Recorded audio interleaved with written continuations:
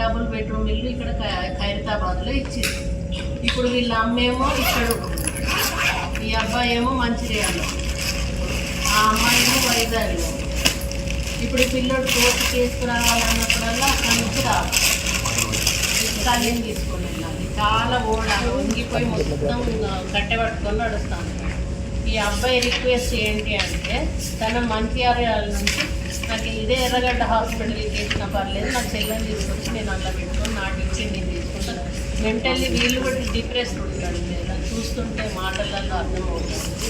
పాపం ఇక వాళ్ళు ఎంత సఫర్ అయిందో కూడా తెలుస్తారు. అది ఏమన్నా కొంచెం అసలు మీరు ఒక హ్యుమానిటేరియన్గా ఉందో అతన్ని ఇక్కడ మనకి ఖైరతాబాద్ ఎర్రగడ్డ హాస్పిటల్, అదే నేను లెటర్ పంపిస్తాను. తప్పకుండా.